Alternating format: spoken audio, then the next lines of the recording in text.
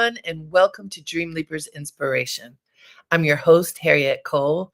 So very happy to be with you today. Did you have a good weekend? How are you all doing today? Did you get any rest? Did you have any fun? I'm hoping that all of the things that you wanted for yourself in the past few days, you were able to have for yourself. You know, it is possible for us to make those things happen. Um, in the summer, many of you know I spend as much of the summer as I can in what I call my happy place. And so that's where I was this weekend for the most part. And somehow just being near the beach and being in a community of friends and friendly people just makes my heart smile. And so that's how I'm feeling right now. And feeling that way, there was a lot going on, which made me think of the message for today, to be a good friend. There was a beautiful celebration of life for a woman whose family, she and her husband and children, have been in this community in Sag Harbor for generations now. And she passed a couple months ago. So they had a service in the city, but then there was a service, a memorial gathering on the beach. And it was beautiful to listen to people, primarily of her children's generation, who are now mature adults with children of their own, to speak to the joy that this woman had. Her name was Andrea Cotman, that she had in being in the company of like-minded people, of spending the weekends with people who shared a vision of joy and fellowship. Um, and it was just a very special thing to see and to be a part of. And I knew this woman for a long time, and it was just very, very sweet to see how we can keep people's memories alive and their spirit alive by honoring them and by acknowledging who they were, not making stuff up, but telling the uplifting truth about them. And so it was a lovely thing to see. As many of you know, I recently lost my mother. And so to listen to these stories about Miss Cotman also reminded me of my mother. And then I went to a function, so taking us away from the beach, but one of my friends, one of my closest friends from Baltimore, we grew up in a neighborhood. There was like a horseshoe. So my family was on the corner, and then there was a horseshoe that went behind. And so Gina Gray was her name then, now Gina Granger. And I grew up, I think she said that she moved to the neighborhood when she was 5. We moved there right after I was born. So we've been friends ever since then. And she and her husband have taken to inviting us to go to these lovely gatherings. They're usually dinner dance or lunch dance for an organization called the Fellas that her husband is a part of. And there's lots of dancing and food and just fellowship, and really, really sweet. And it reminds me so much of when I was growing up and what my parents used to do. My parents were on that dance floor from the first song, and they danced the whole event. Gina and Albert are like that. George and I are like that. And so it was just wonderful to reignite memories. There were lots of great memories for me of my parents. And then to see their children and Gina's as her parents' child and her daughter, kind of living this experience in the next generation. Gina said to me a couple years ago that we have to keep coming together like this because this is what keeps our families together. And we remember how close our families were when we were young. And you kind of move and live in different places and don't always connect and reconnect the way that you might want. And so I just wanted to point out to you, it makes a difference to cultivate friendships, to keep them going, to nurture them, to remember the people that you care about and that you have cared about over time. Doesn't mean that you have to talk to them all the time, but remember them and show up for them. And somehow showing up for them is showing up for yourself. And then this legacy of showing up, like my mother, who was Doris, and Gina's mother, who was Sarah, they traveled all over the world with a group of women. This is my father died in 99. And shortly after that, my mother started traveling because my father didn't like to travel. And there was a group of women who went on cruises, and they went all over the world together as a way of fortifying spirit, sharing new experiences, and supporting each other as friends. So I ask you, what do you do with your friends? Do you talk to your friends regularly? Do you show up for them when they need you? Do you nurture those bonds? Do you remember to do it in your busy life? I really want you to ask yourself that question. Do you do that? How often do you do it? Should you do it more? Would it feel good for you and your friend to do it more? And if so, can you? Will you? You know, when I mentioned Andrea Cotman, whose memorial was just on Saturday, there's a small group of folks who I've become very close to. One of them is a woman named Gail. And Gail is salt of the earth. She's quiet and strong and always looking to serve the moment, quietly doing so, not making any fanfare about it, but just how can I show up? How can I help? How can I support? And I spoke to her on Sunday to just check in. And I was asking her, well, are you going to go to the beach? And she says, I said, I think it's a really nice beach day. She said, maybe. And so I heard this apprehension. I said, well, what are you doing? And she had gone over to Sean's house, to Miss Cotman's son, to help clean up because the repast had been at his house the day before, and a lot of people had come over. And there was stuff that had to be done. And without being asked, just being a friend, she showed up and got to work to help. Because that was a time when that was what was needed most.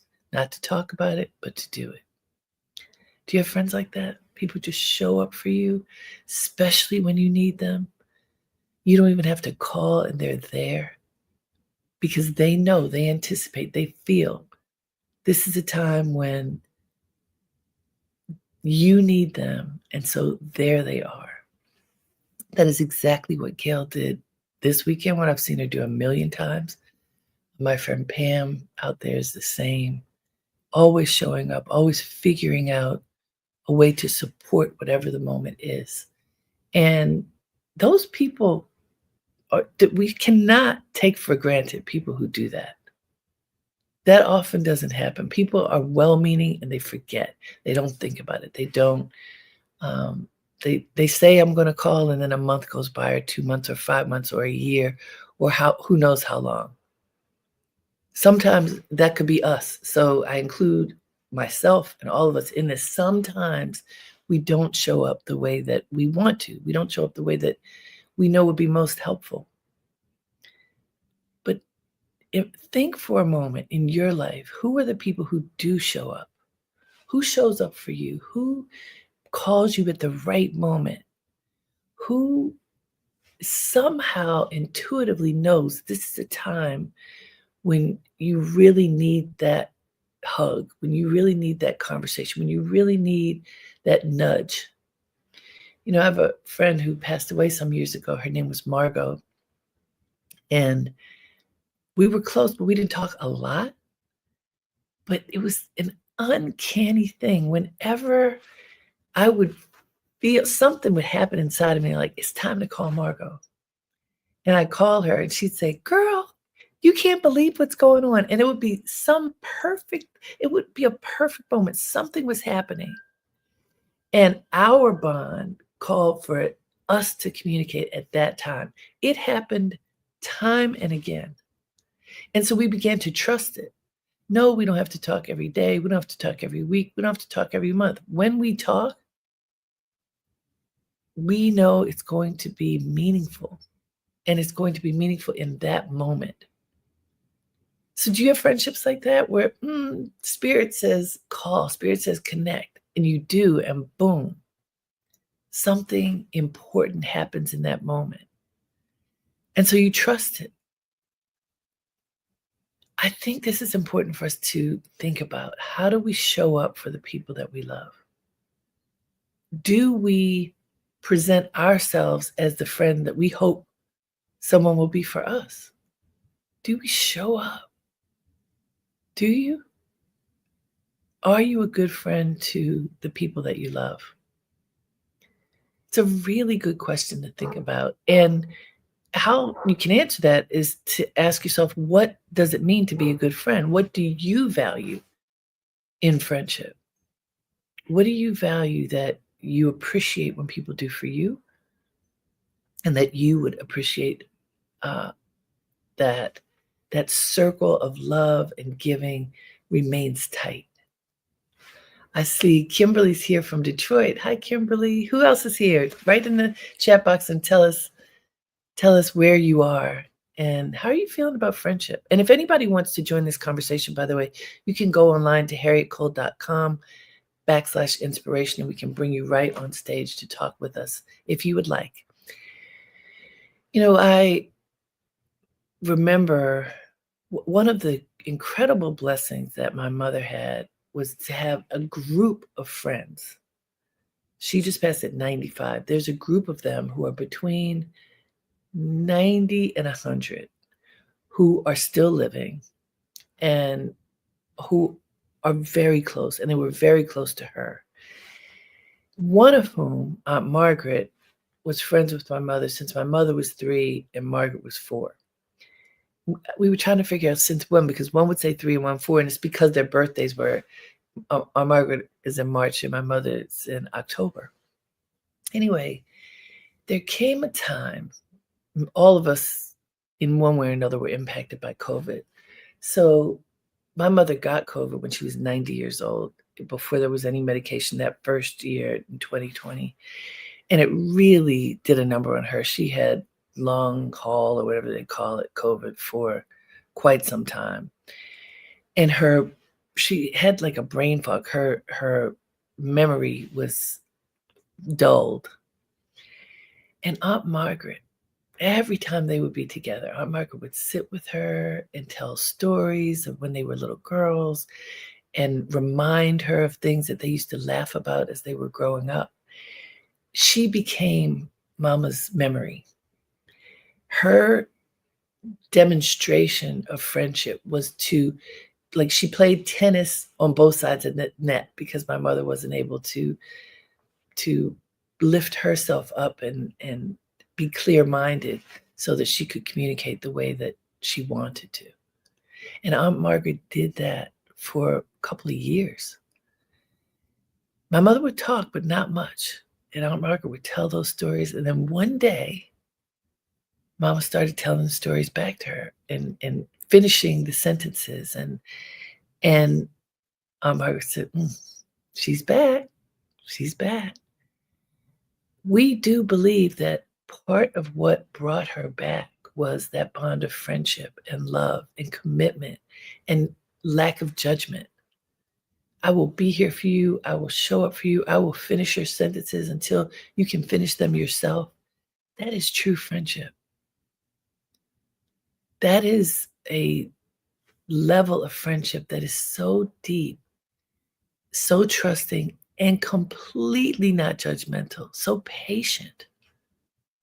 It could have been easy for Aunt Margaret to say, oh, this is too much work. Because both of them are the same age. It's not like we're talking about a young person sitting down and helping her. Aunt Margaret's a few months older, but she did it. And she did it with joy and and grace. And so I'm asking you, how do you show up as a friend? How do you do that? Oh, look, Nicole is here watching from Windsor, Connecticut. She's originally from Detroit. She's saying, hey, fellow Detroiter, and Nicole and Kimberly. Let's look at the quote. I want you to see the quote I found. There's so many great quotes about friendship, by the way, but this one seemed good for this moment.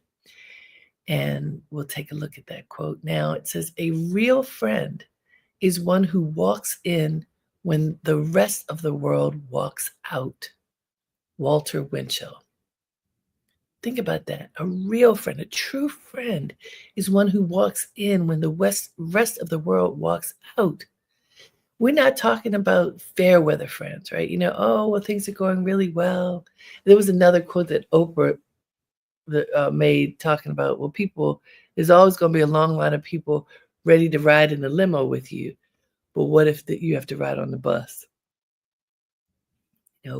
What kind of friend are you? Are you the one who walks in when the rest of the world is walking out? Are you the one who sticks by the people you love even during hard times? Are you the one who loves your friend as family because you've chosen them to be your family? Are you the one that forgives people for being who they are? Who says, okay, I know this is true about you and I love you anyway. I know that these are your frailties. I know that this is what you're not so good at. And you haven't been good at it for all these years, and doggone it, why can't you be better? But I love you anyway. Are you that kind of friend who can love a friend through shortcomings, through mistakes, through absolute need for forgiveness? Are you that kind of a friend? Can you be that kind of friend? Do you have friends who treat you like that? I'm reading a book about social health. There's a social scientist who talks about the three tiers of health: physical health, mental, and spiritual health, and social health. And this notion of social health, which hasn't been talked about that much, although as I'm reading in her book, there's a lot of information that has been gathered using different terminology. But basically, it says that even people who have terminal illnesses or chronic illnesses, chronic pain, things that could limit, shorten, end life, when these people have positive relationships, healthy, loving relationships with other people, they often live longer. They often survive cancer and other life-threatening diseases because their spirit is so strong based on the covenant of love that exists in their life, the quality of friendships that they have in their life. This was so fascinating to me. And we talk about this in one way or another a lot here on Inspiration. While it is essential for us to go inside and connect to that spiritual power that lives within us, it is also important for us to have relationships with people. We are human beings. We need people. We need each other. We need physical contact. We need to be able to hug each other and love each other. We need that. Just the feeling, think about it, the feeling of putting your head on someone's shoulder, or, the best ever when you can put your head on your mama's lap, right? We need that. It is not a luxury. It's part of being a human being. We need to be able to engage each other and love each other. And Walter Winchell says, a real friend is one who walks in when the rest of the world walks out. I'm thinking about Gail heading over to Sean's to help. There weren't tons of people over there at that moment. Now, to be fair, many people helped him, so I'm not singling her out to say other people didn't. But when I spoke to her at that moment, She was heading in when everything had ended, and it was time to get down to business, and with a smile on her face, she was doing that. Being there, showing up in the tender moments. I've had so many people reach out to me in the days and weeks following my mother's passing, and for anyone who has experienced death of someone very close, you know that the days after the service, the days after the all of the work that goes into honoring a person's life, those days, those quiet days are harder. Because if you're not busy, then you have your thoughts, you have your memories, you have your longing, your missing of the person. Fallon, you can take that quote down. When you have the missing of the person in those tender moments, that's when it's really, really nice to have someone you love check in.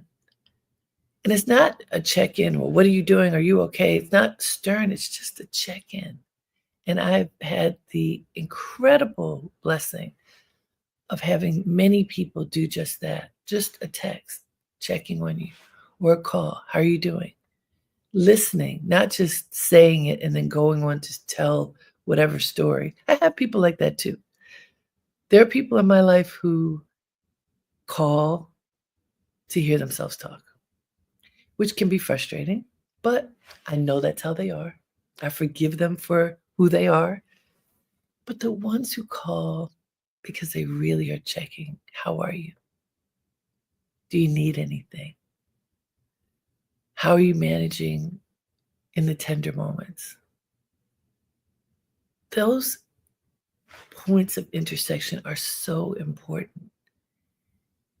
Those quiet moments when everything is settled and you go on back to whatever your daily life is like, but the tenderness is still there, the loss is still fresh. Then what? And I'm talking about loss in terms of the loss of my mother, but we lose all kinds of things. There are so many people that I know who have lost their jobs in the past year or so. So many people who have not worked in more than a year. How do you live then? It's tough. If you have people like that in your life, do you check in on them? Do you check to see, are you okay? Do you need anything? Yeah, I think of my grandmother who, I mean, she and my grandfather, who he passed when I was very young, but she was a maid, a housekeeper. She never made much money. She always had enough food to offer a plate of food to somebody who might need it. She always had a couch that somebody could sleep on if they needed it. She always was generous. Are you? Do you find yourself being generous with people that you love? Are you helpful when people really need it? Are you even aware of what's going on in the lives of people that you love so that you know when to show up? Now, are you paying attention?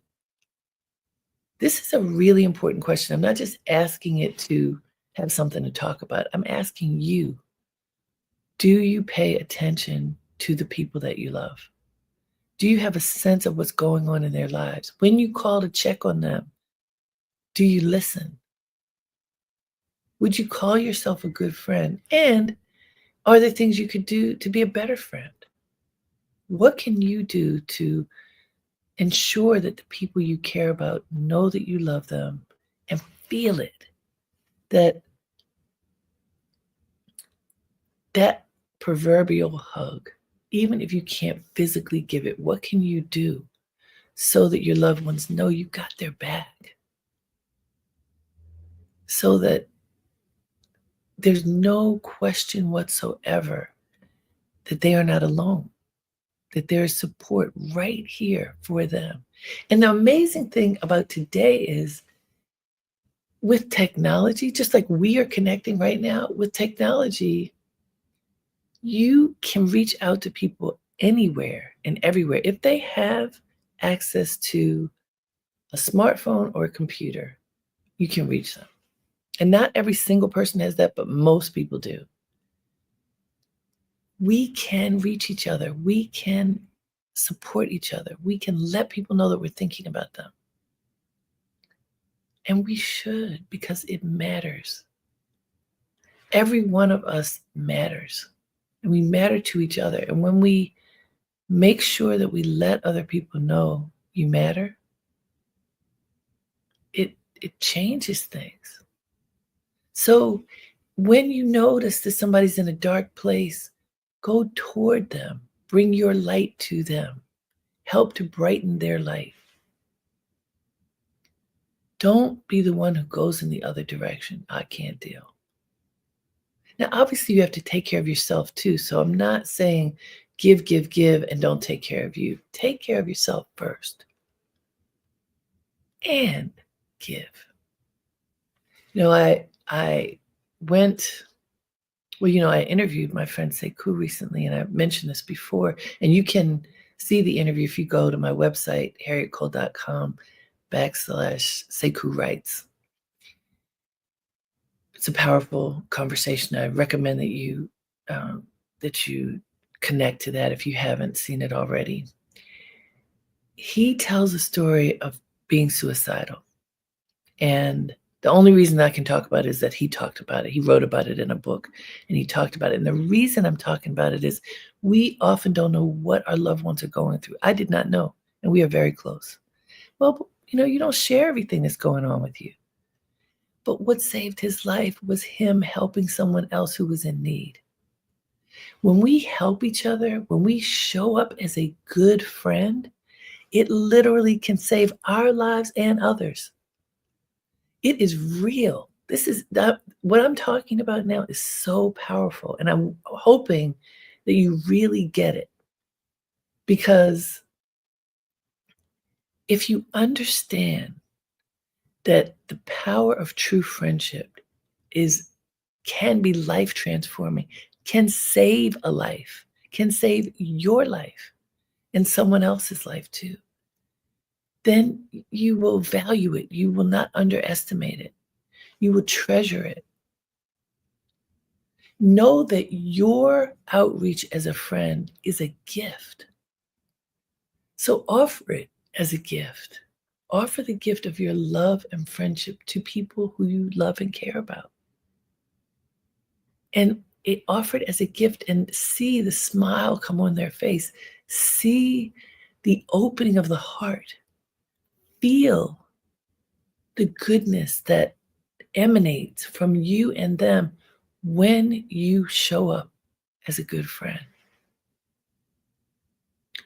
Now, I had a close friend named Todd when I was in Baltimore, still in high school and then early college. And he became ill, didn't tell any of us he was ill.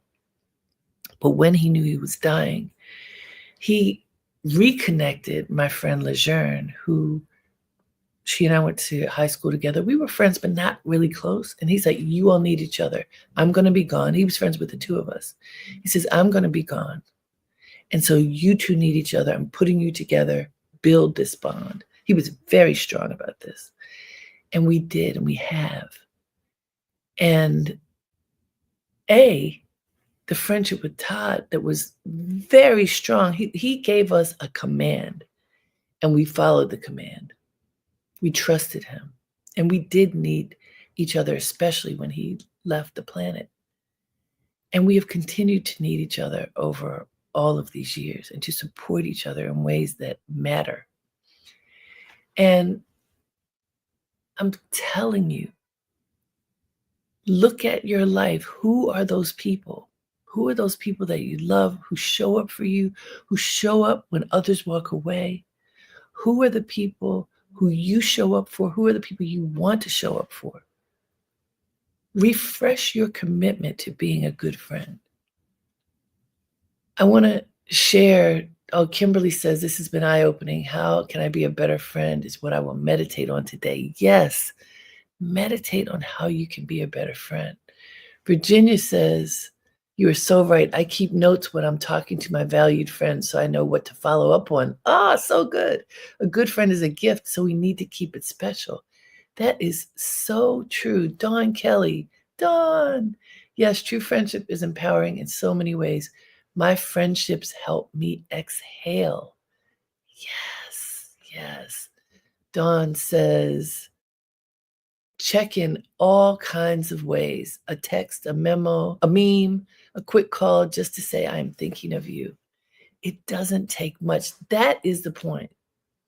As someone, Dawn, I talk about you a lot, Dawn. Dawn Kelly has the Nourish spot in Queens, and we used to work together on projects when she was at a big insurance company. She says, as someone who had lost my gig in 2015, this suggestion is so important. People did not reach out, and I was extremely challenged by it. Yes. So, Dawn, you made it anyway, and the right people, I think, did reach out, right? And Dawn has this incredible story of standing on the corner in her neighborhood and asking God for guidance. And she saw a storefront, said, "Oh, this is where I'm supposed to start a business." And now she's gotten all kinds of awards and citations and every possible thing. She has transformed her body, her being, her spirit, her community, because she listened to that voice inside. We must listen and surround ourselves with people who love us and support us, and notice the people who don't. Not everybody gets to keep a seat at the table. So when I say you love people no matter what, you forgive them for who they are sometimes, that does not mean that if they mistreat you, that they get to stay in the inner sanctum of your life. Sometimes people have to be pushed to the corner. Sometimes they can't stay in your life. Being a true friend does not mean that you become a doormat. It does not mean that you allow people to do anything to you. It doesn't mean that. Being a true friend has got to be this circle of love and support and commitment. And it it is reciprocal, it is respectful, it is honorable, and you forgive people for their weaknesses. And so I know I've gone on a bit long for today, but I just really hope that, yes, meditate on what it means to be a good friend, to be a better friend. Take the time today to contact a few people that you love and just let them know that you love them. And listen to hear if there's anything they need. We do need each other. We do. And when we offer our love to each other, especially during tender moments when others are not around, our love is that much more valuable because can become a salve to the soul. So thank you everyone for joining today. Have a great day and make it count. Namaste.